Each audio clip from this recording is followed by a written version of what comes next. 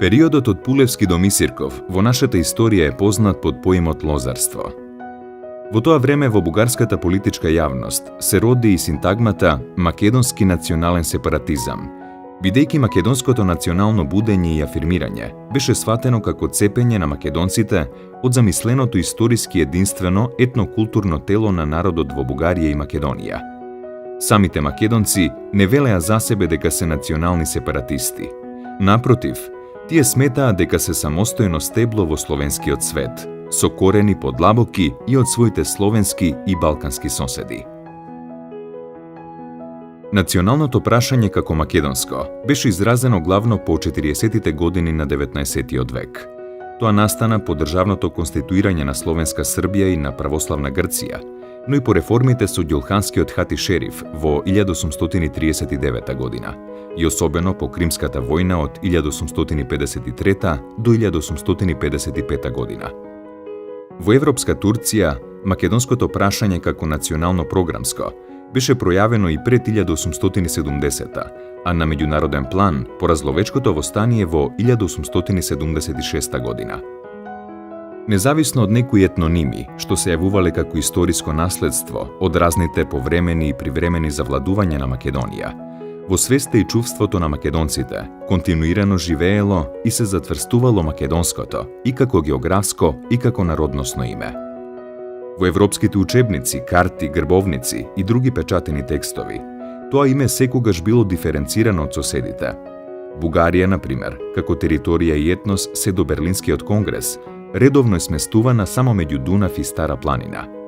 Во 1844 година, американскиот протестантски мисионер во Смирна, Елиас Рикс, одбележува дека бугарскиот јазик се зборува во регионот што лежи јужно од Дунав се до планината Хемус. Такви се тогашните етнографски представи на светот за картата на овој словенски и православен регион. Дури по државното осамостојување на периферните соседи во европска Турција, постепено се цртаат етничките граници на балканските народи. Македонија, како централна област во европска Турција, беше принудена последна да ги воспостави државните граници. Уште рускиот славист Виктор Григоровиќ во 1845 година ја уочи разликата помеѓу македонските и бугарските народни говори. Учебниците на западно-македонското наречие на Анатолија од 1838 година и на неговиот следбеник Партенија Зографски од 1857 до 1858 година, особено во неговите статии за разликите помеѓу источно-бугарското и западно-македонското наречие, иако се застапуваа за заеднички јазик со бугарите, всушност први го покренаа на јавната сцена прашањето за македонското наречие и воопшто за јазикот на македонците и на бугарите. Појавата на зборникот на Миладиновци во 1861 година представува антологиски избор од нашето поетско народно творештво, а фундаменталниот негов предговор од Константин Миладинов донесува култивиран македонски писмен јазик. На тој јазик е објавен не само неговиот превод од руски на една антиунијатска книга, туку се објавени неговите македонски стихови, што го трасираат правецот на македонската поетска реч во 19-тиот век. Во тој период на централното наречие се печатат и стиховите, драмските и публицистичките текстови на учителот Јордан Хаджи Константинов Джинот.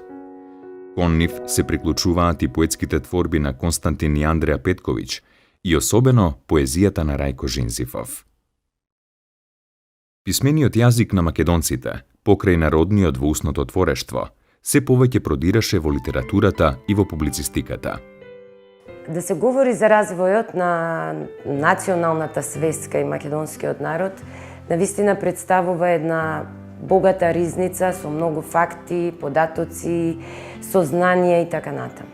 Клучен момент кога се развива националната свест, со денешна терминологија да речеме националниот идентитет, е периодот 19-тиот век. Затоа и за многу 19-тиот век представува златно време, време на преродба, време на револуција, време на просвета, кој што ни дава можност да се запознаеме себе си. Тоа е период кога доаѓа до израз така наречениот македонски национален сепаратизам, кој предпоставуваше изделување на македонците од една целина што дотогаш во политиката обично се третираше како бугарски народ и Бугарија.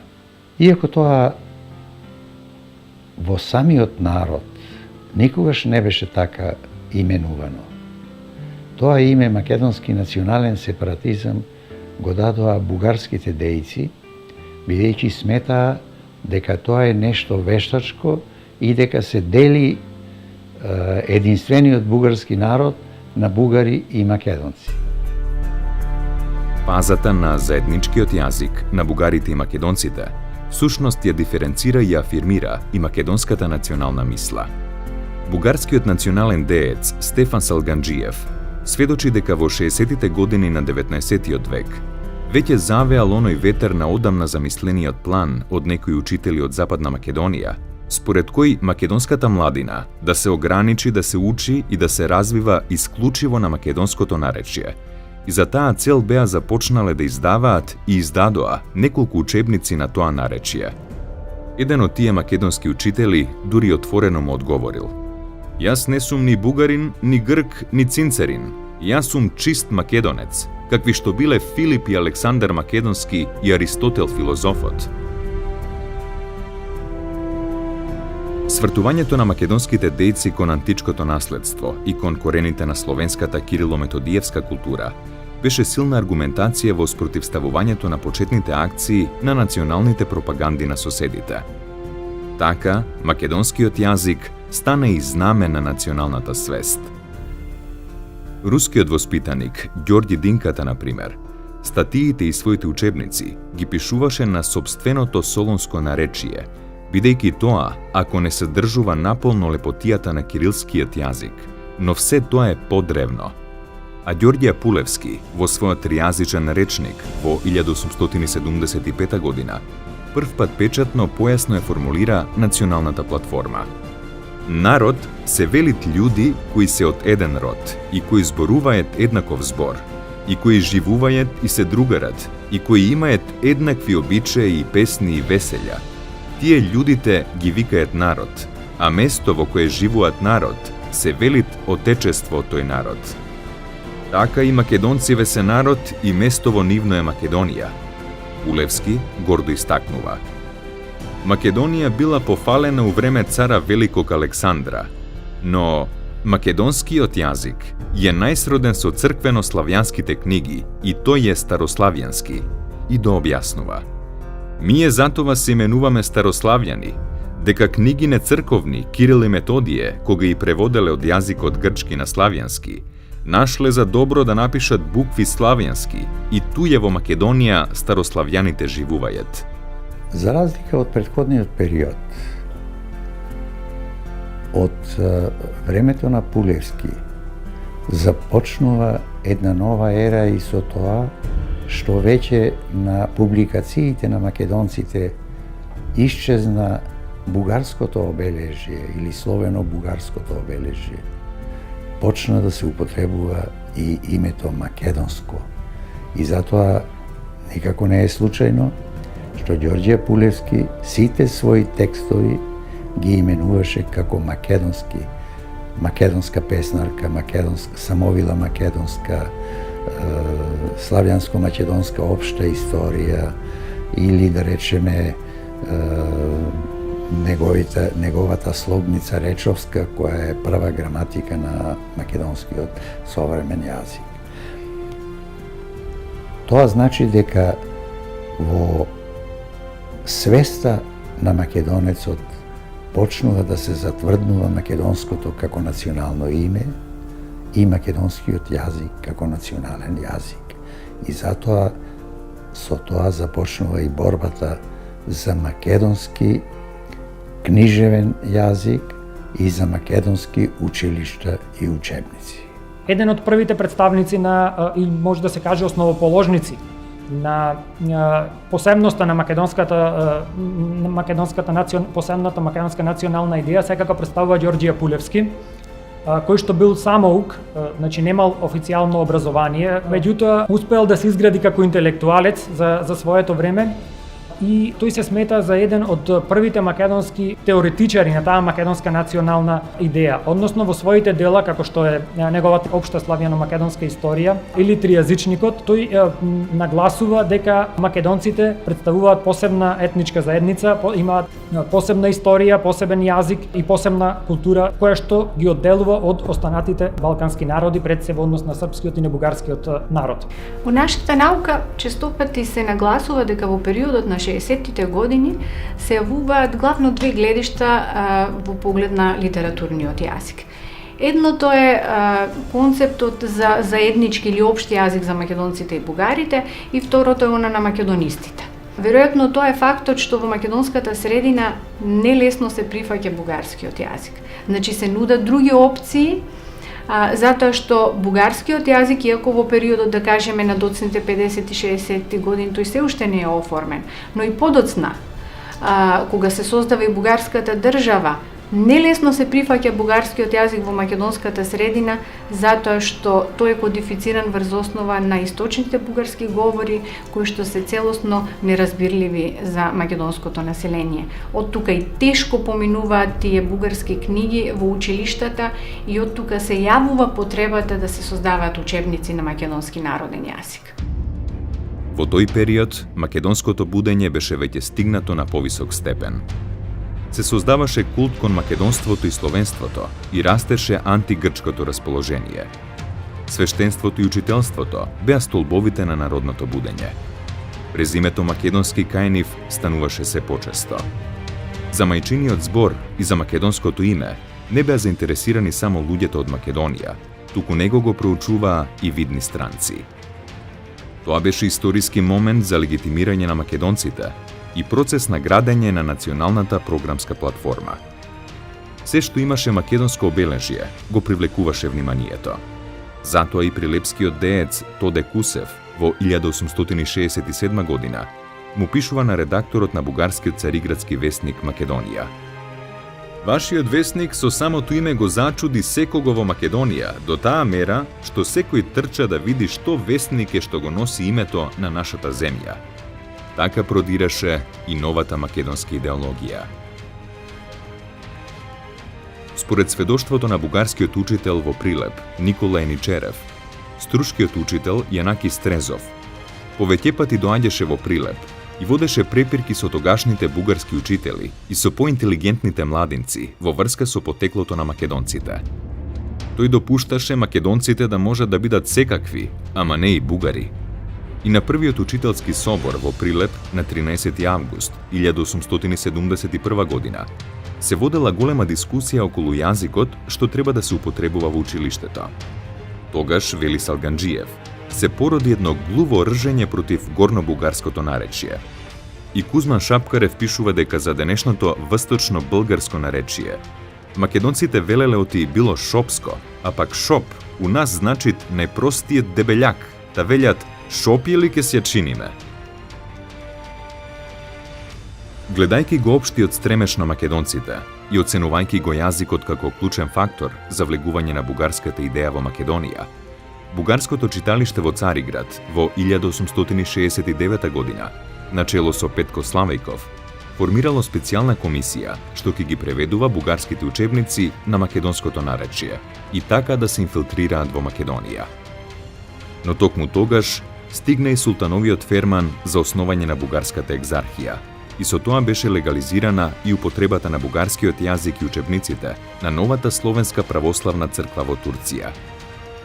Цели 2 децении подоцна, српскиот научник, државник и дипломат Стојан Новаковиќ се сети да го примени истиот метод за влегување на задоцнетата српска пропаганда во оваа турска провинција. Но набрзо стана свесен дека со тоа само го помага процесот на македонската национална афирмација. Следејќи го забрзаниот развиток на македонската свест, Цариградскиот весник Право во 1870 година и алармира бугарската јавност за некои веќе оформени национални пројави во Македонија. А најстакнатиот бугарски национален деец Петко Славејков во статијата "Македонското прашање" во својот весник Македонија од 18 јануари 1871 година, токму во времето на конституирањето на бугарската екзархија, прв отворено ја изнесе националната идеологија на македонските интелектуалци. Тоа беа веќе јасно и јавно конкретизирани пројави на една национално-сепаратистичка програма на македонците, која што пред тоа само недоволно јасно се надзираше во избивањето на Кукушката унија. Славејков јавно призна: најпосле македонското прашање излезе најаве и се покажа во печатот. Ние го имаме слушано уште пред 10 години од некои од Македонија. Многу пати сме слушале од македонистите дека тие не биле бугари, ама и македонци. Тие притоа ја посочували и разликата помеѓу македонското и горно-бугарското наречје. Македонците и на Славејков категорично му се спротивставувале. Се откинавме од грците, под други ли да паднеме?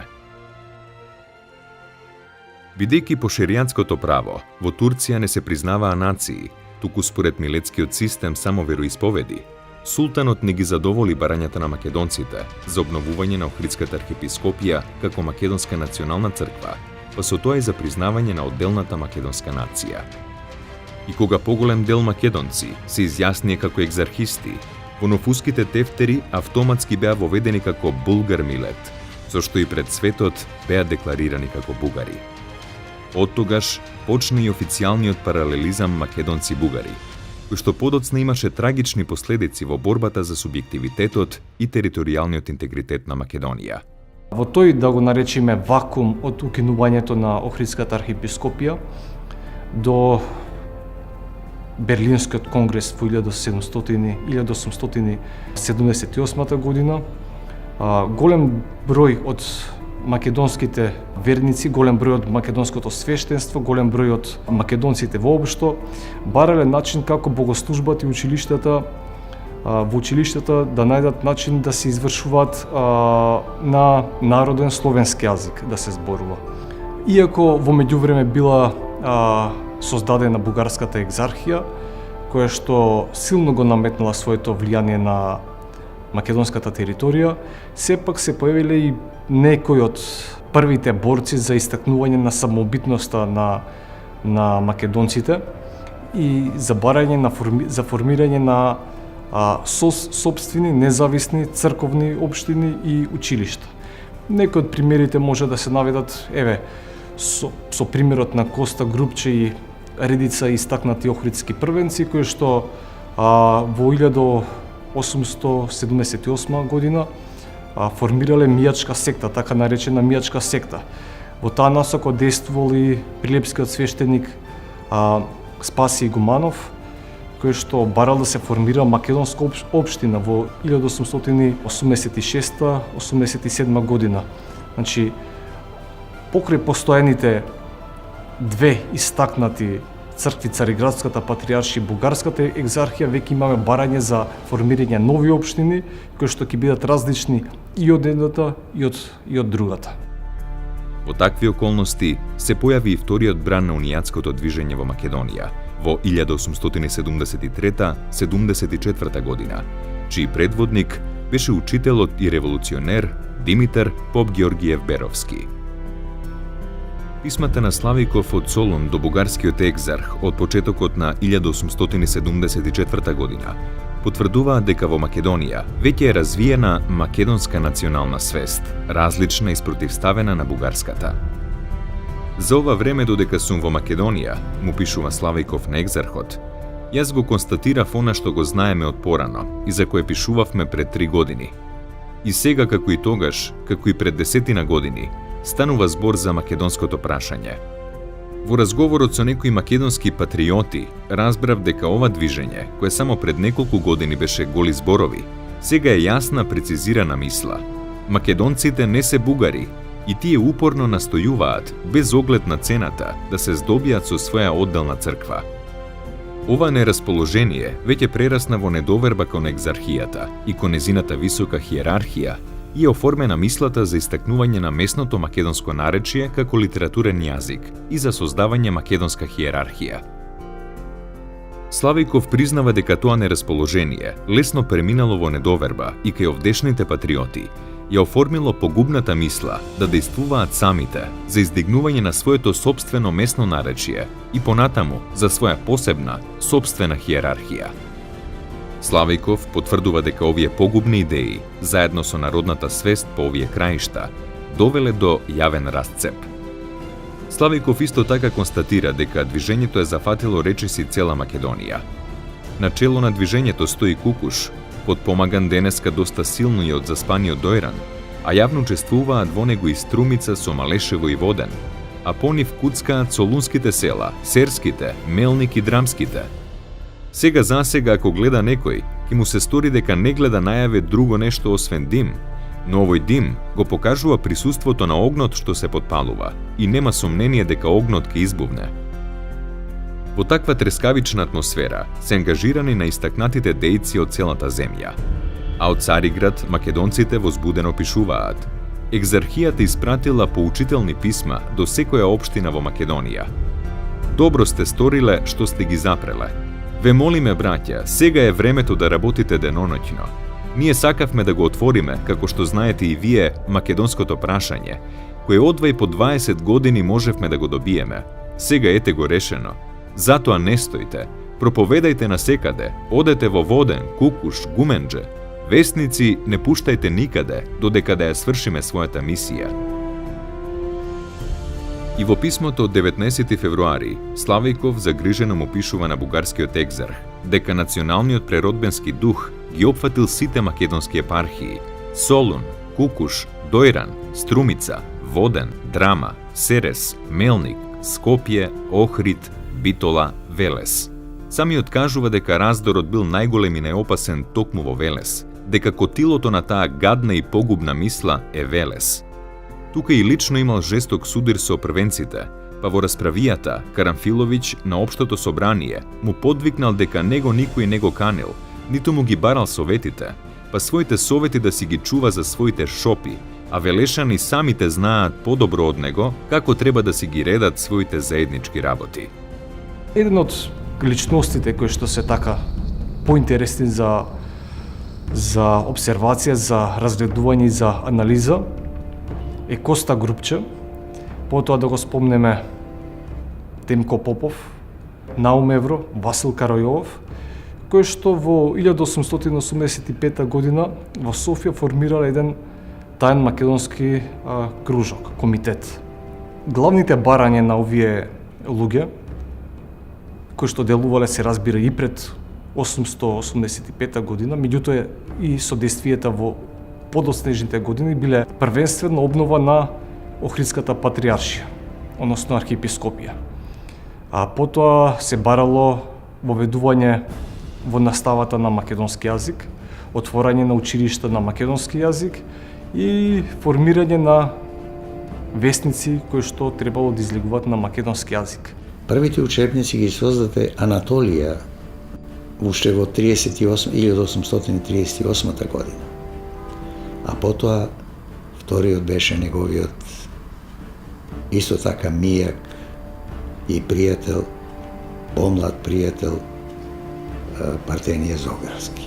Но 10 години потоа жетта за свој јазик во училиштето доведе до тоа Димитрија Македонски, заедно со Димитар Христоф Узонов од Охрид, објавија први македонски буквар на македонското наречие, а македонски потоа објави и учебник по вероучение.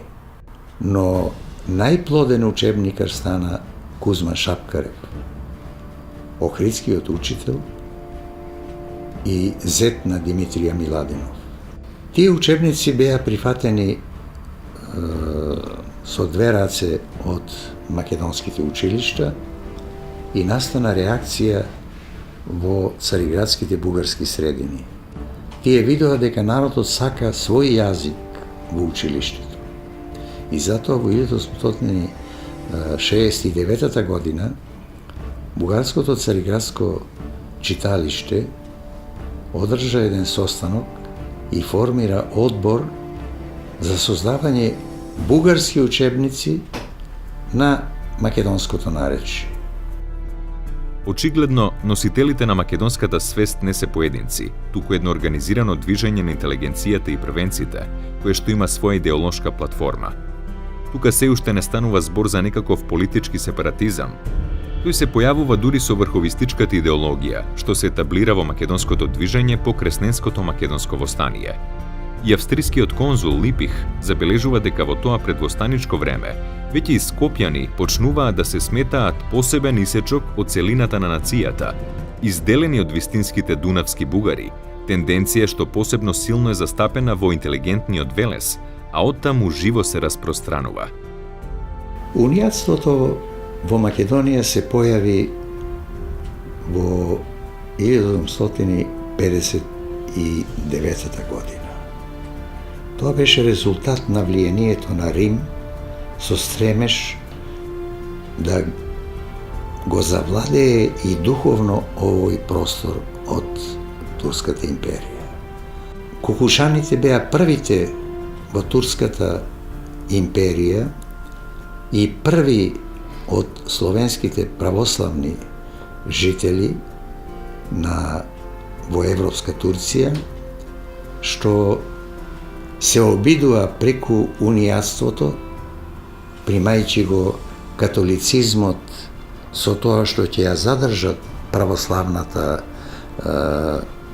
традиција во црквата и наместо латинскиот во католиштвото, тие ќе го употребуваат народниот јазик во училиштата и црковнословенскиот во црквите. Римокатоличката црква им дава благи услови.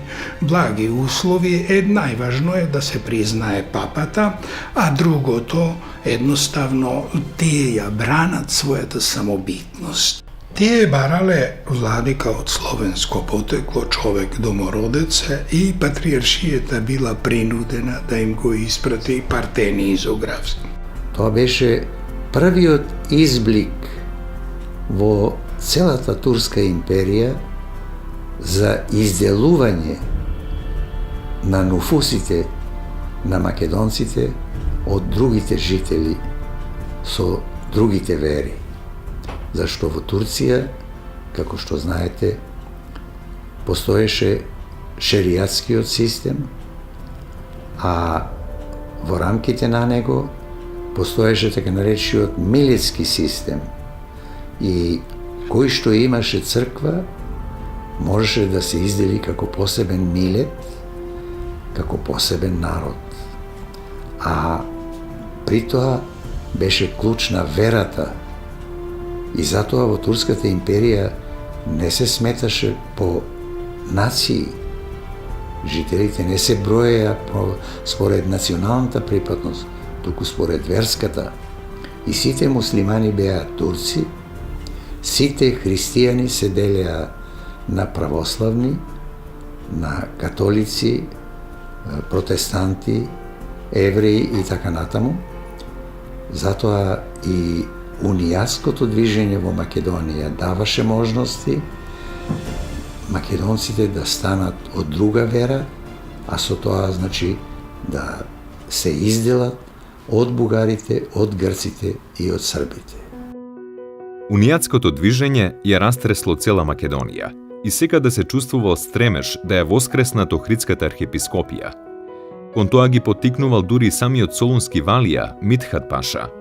Според пишувањето на Карапетров, валијата во тоа време ги убедувал некои поистакнати македонци дека тие не се бугари, туку македонци, дека тие се народ посебен од бугарскиот, како што се докажувало и од нивниот јазик, наречје, кој што не е како бугарскиот.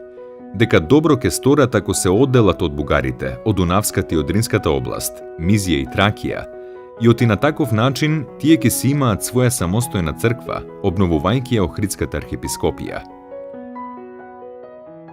И во писмото од 5 март 1874 година, Славејко вели дека на населението му се внушнувале многу погубни идеи, например дека тие не се бугари, туку се македонци, тоест нешто погорни од другите бугари, Александрови потомци.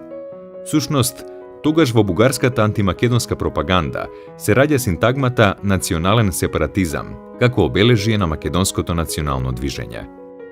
Дури и бугарскиот патриарх Кирил во 1956 година потврдува дека приврзаниците на новиот бран на унијатското движење зборувале за македонско прашање врз црковна основа, но тоа ги подхранувало старите сепаратистички тенденции и сега тие се јавиле со определена програма за духовно-народносно ослободување на македонските епархии преку унијата.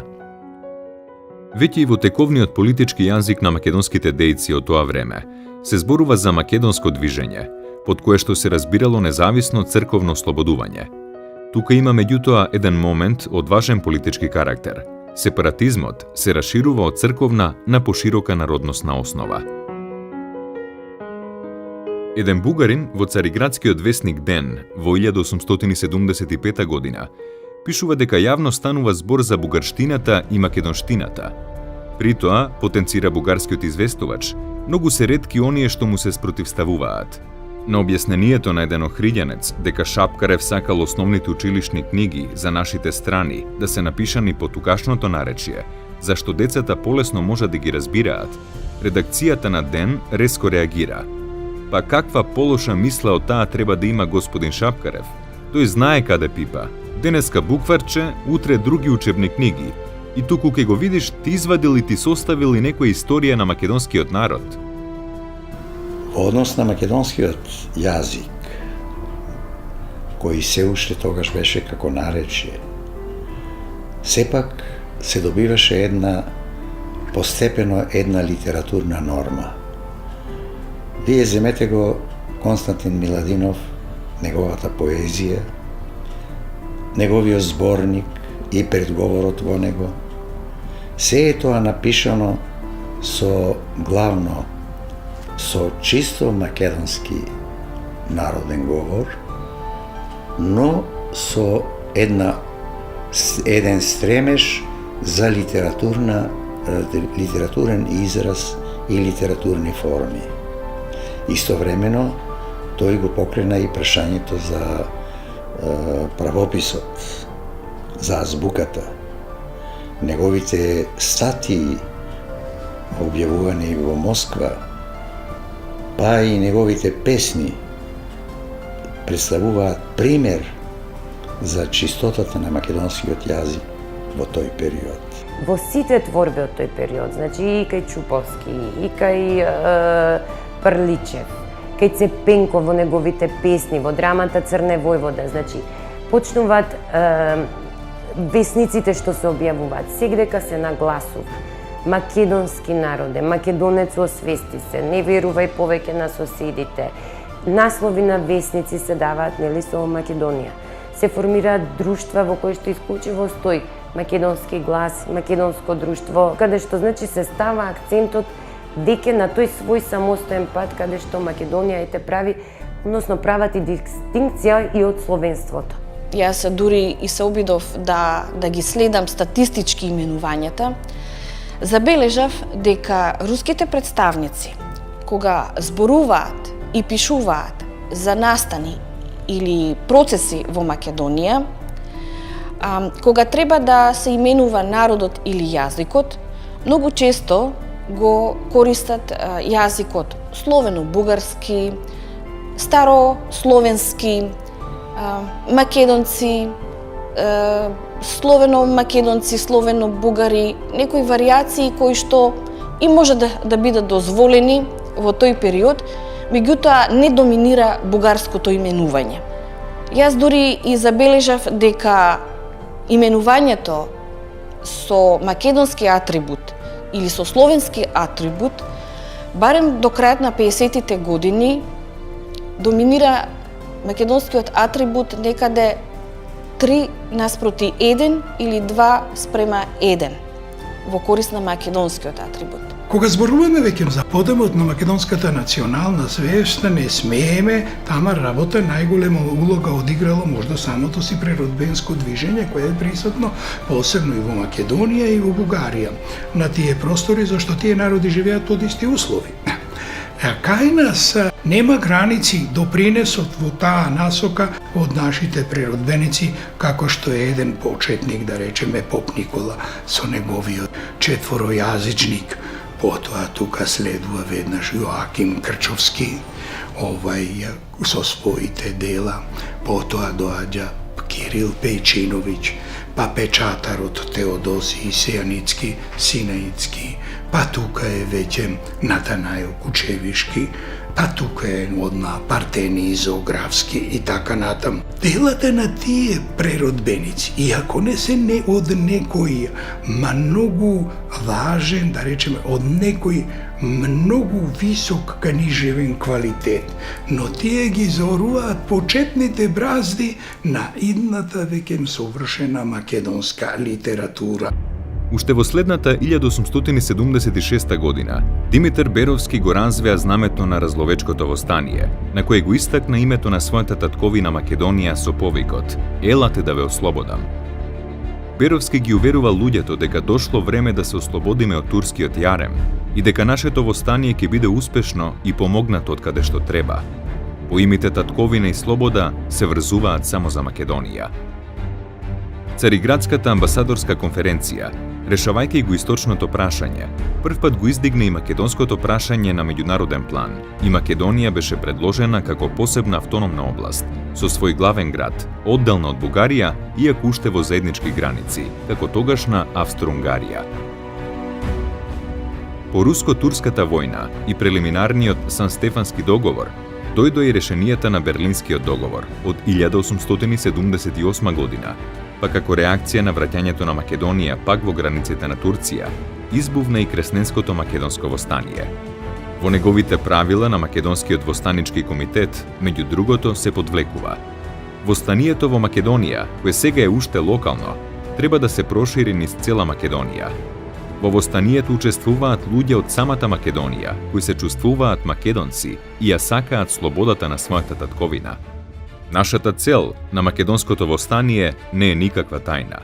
Таа е ослободувањето на Македонија, таа земја на славните словенски просветители и учители, свети Кирил и Методија, која со векови страда под турското робство. Македонскиот востанички комитет озаконува сите македонци да ги исполнуваат наредбите на овие правила до ослободувањето на Македонија и до донесувањето на мирновременскиот устав на автономна Македонија. По задушувањето на Кресненското македонско востание, уште во 1880 година, во местноста Гремен Теќе, беше одржано Народно собрание на Македонија, кое што формирало и привремена влада на Македонија, која што распратила официјални објаснителни акти до дипломатско-конзуларните представници на некои соседни други држави. Се гледа дека македонското име, како етнокултурно, веќе ги омасовува приврзаниците. Истовремено, Македонската лига го подготви и првиот устав за државното уредување на Македонија. Во преамбулата на овој устав многу јасно се определува, толкувајќи ги стремежот и желбата на големото мнозинство од населението на територијата што со векови го носи името Македонија, а со цел еднаш за секогаш да се оневозможат сплетките и интригите околу незиното заграбување од страна на балканските држави, имајќи го предвид член 23 од Берлинскиот договор за давање автономија на одделни области во Европска Турција, Македонската лига, единствениот легитимен представник на словенското мнозинство на населението во Македонија, го подготви овој устав за идното државно устројство на Македонија.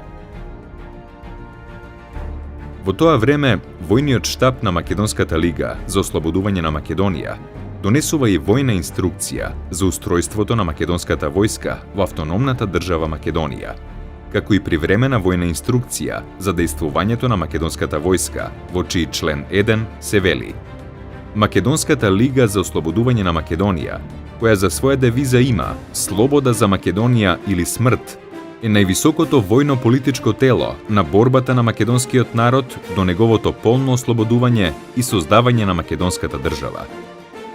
Тоа е времето кога војводата на Кресненското востание Ѓорѓе Пулевски во Софија на македонски јазик ја објави поемата Самовила Македонска, со пламенен повик за борба за македонска слобода, а во дводелната стихозбирка Македонска песнарка од 1879 година тој мечтае за кралевина македонска. Истовремено, Пулевски ја издаде и првата напечатена македонска граматика во 1880 година, а покрај јазичницата, стрпливо и упорно ја создаваше и обемната славјанско-македонска општа историја, исто така народниот македонски јазик.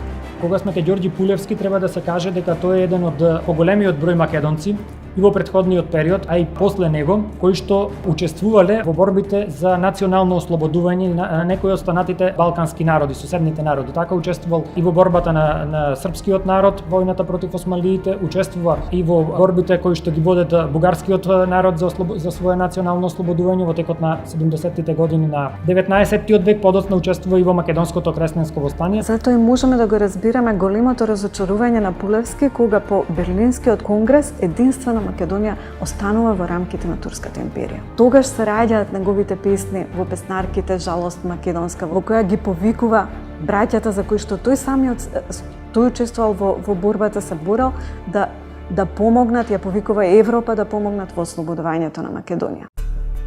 Уште пред 1878 година, а особено потоа, големи маси македонски емигранти се стекоа во соседните држави Србија, Грција, Романија и Бугарија.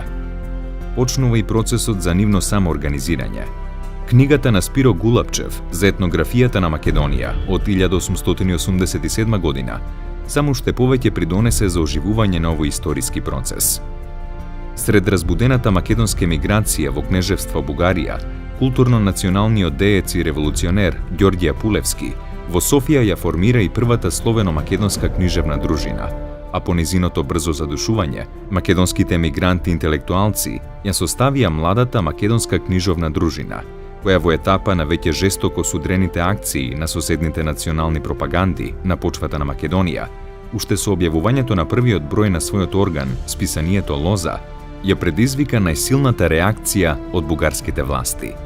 Тогаш на страниците на бугарскиот весник Свобода на 18 февруари 1892 година беше излеана сета жолч против македонскиот национален сепаратизам. Луѓето овде имаат други цели, да создадат нов литературен македонски јазик.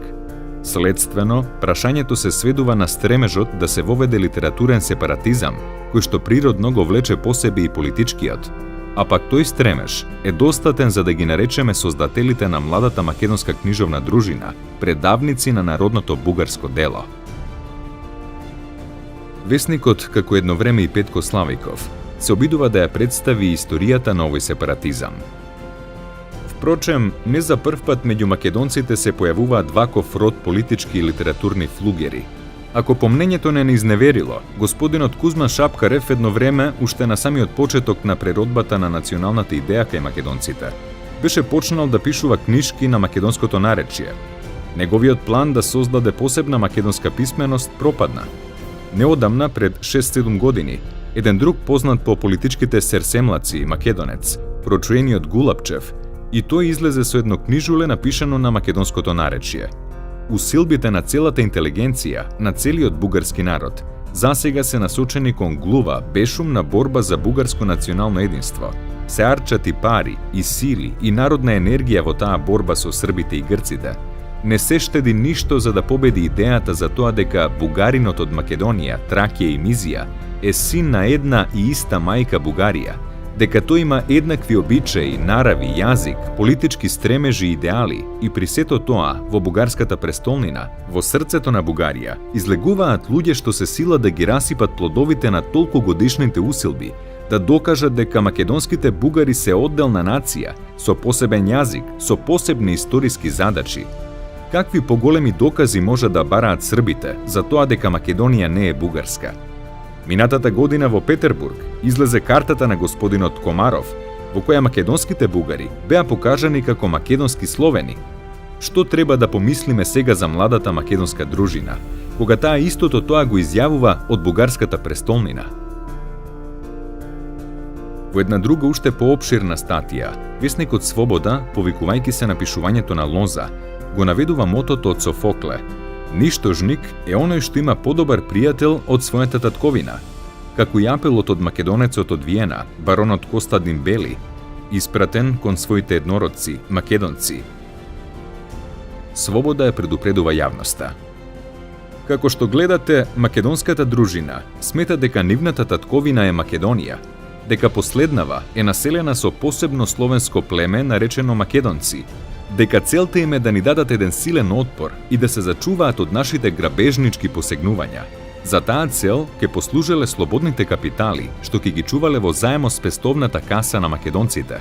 Исписанието, чиј наслов, програмата и насоката ќе се определат со решение на дружината, тоест полека-лека ќе ја подготвуваат бугарската јавност за одделување на Македонија од Бугарија и полека-лека ќе воведуваат зборови од Охридското поднаречие, кое што ќе биде литературен јазик на идната Велика Македонија, начело на која што ќе дојде некој од редакторите на Лоза во својство на Филип и Александар. Во статијата, весникот Свобода импутира дека оваа идеја на македонците имала руски корен, па вели: мислата дека во Македонија постои посебно словенско племе, наречено македонско, првпат се породи во Русија во 1887 година. Уште во 1886 година И.С. Аксаков лично беше ни се обрнал кон нас со зборовите: зошто вие не си го земете за литературен јазик своето македонско наречие, кое што е побогато од бугарското и поблиско до нашето? Ова сведоштво и наведувањето на годината 1887 година не се случајни. Токму тогаш во Санкт Петербург излезе големиот зборник на Јастребов со народни песни и обичаи од Македонија и предизвика шумна етнографска расправија во печатот. Истовремено се врати од Македонија и бесарабскиот бугарин и познат руски славист Петар Драганов, па токму од 1887 година почна да ги објавува во продолжение своите истражувања за јазикот, етнографијата, фолклорот и историјата на македонците. Тој ги проучуваше старите ракописи во Македонија и го проучуваше народниот јазик.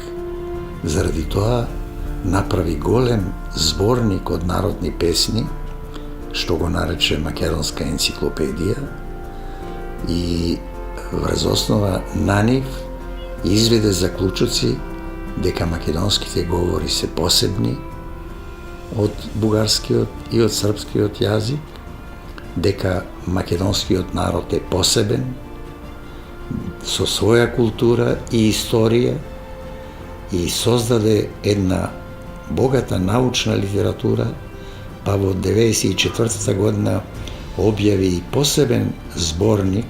Од трите тома го успеа да го објави само првиот македонско-славјански зборник, каде што објави народни песни. Другите материјали, за жал, по реакцијата на Софија, Белград, Атина, па и на некои кругови во Русија, не беа објавени. Остана во ракопис во неговиот архив во Комрат во Бесарабија и денеска ние не им го знаеме местото каде што се наоѓаат, ако воопшто се зачувани. Впрочем, во Бугарија се до денеска, македонската национална идеја ја толкуваат како резултат на туѓо влијание во Македонија. Но нема сомнение меѓутоа дека појавата на првиот број на списанието Лоза беше непосредниот инспиративен повод одново да се оживее синтагмата за националниот сепаратизам на македонците. Стана видливо дека македонизмот е во силен подем и ги застрашува туѓите национални пропаганди во европска Турција. Затоа и обидот на скопскиот митрополит Теодосија во 1891 година преку нова унија со Рим да го обезбеди обединувањето на Охридската архиепископија како македонска црква беше осуетен со енергична акција за негово оддалечување од Македонија, што заврши со сургун. Слична судбина доживеа и Костурската црковна училишна општина, која што се обиде да го воведе македонскиот во училиштето и во администрацијата. Тогаш бугарската екзархија и со официјален акт исцело ги презеде црквите и училиштата заедно со општината. Како рефлекс токму на лозарското движење и како автентичен одраз на општите развојни тенденции на македонската свест среде младата интелигенција, и во Белград во 1893-94 година се појави ученичкото друштво Вардар, кое што ја иницира подоцнежната епохална дејност на неговите членови и активисти Крсте Мисирков и Димитрија Чуповски. А со формирањето на македонскиот клуб и издавањето на весникот Балкански гласник, во Белград со своите историско-филолошки и географско-етнографски настапи, брзо ги вознемири големодржавните аспирации и во Србија. Кога во Софија беа разгонети лозарите, Дел од нив отидоа во Македонија и станаа основачи на Македонската револуционерна организација во Солун во 1893 година. Целта беше веќе со тајно организирање и по револуционерен пат да се постигне полна слобода на македонскиот народ. Така започнува и внатрешното самоорганизирање на новото оружено народно-слободително движење, што обележува нова епоха во македонскиот илинденски процес. И сосем очекувано, во илинденскиот период најсилно дојдоа до израз и двете паралелни релации – националната и политичката, символизирајќи го така единството на македонската револуција. И додека политичката со времето постепено се трансформираше во помагач на туѓински интереси, националната линија пак, подпирајќи се на старите традиции, се покажа мощна животворна, стана општа свест на народот и тргна по драматичен, но победнички пат. Таа ја прифати преродбеничката линија на Пулевски и на Лозарите и платформата на Македонскиот клуб и неговиот балкански гласник од 1902 година и програмски го најави новото движење. Македонското научно-литературно другарство во Санкт Петербург во својот меморандум од 12 ноември 1902 година, упатен до руската влада и до Петербуршкото словенско благотворно друштво, децидно е конципираа првата писмено формулирана македонска национална програма со основните точки: признавање на македонската нација како посебен ентитет во словенскиот свет, македонскиот како посебен литературен јазик, Охридската архиепископија како македонска национална црква и автономијата на Македонија како привремен статус во границите на Турската империја. Тоа беа темелните преродбенски програмски концепции на македонскиот национален сепаратизам, кои што најдоа полно одраз и во уставот на другарството во 1903 година. Тогаш со членот 12, прв пат и официјално, македонскиот беше воведен како службен јазик. Токму во пазувите на другарството, под непосредните импресии од илинденските настани и процеси, во Петербург Крстеми Сирков ја создаде и во Софија ја издаде првата книга на современиот македонски литературен јазик и правопис за македонските работи, а по 2 години и првото научно-литературно списание Вардар. Тоа беше значаен чин за кодификацијата на нашиот денешен литературен јазик и историски момент кога се поставија и темелите на сегашната Македонска академија на науките и уметностите. Според тоа, значи, периодот од Пулевски до Мисирков е исполнет со можеби најзначајните процеси во македонскиот развиток, кога се оформуваше македонската национална свест и кога македонската национална мисла се кристализираше како програма што предпоставуваше неколку пунктови. Прво се работеше за афирмација на македонците како одделна нација, второ, македонскиот јазик како посебен словенски јазик на словенскиот југ и Македонска православна црква со обновување на Охридската архиепископија, зашто тие се нејзиниот темел со борбата за јазик, и борбата за нација, борбата за црква и борбата за државност, како постулати што ја креираа веќе натаму македонската национална мисла.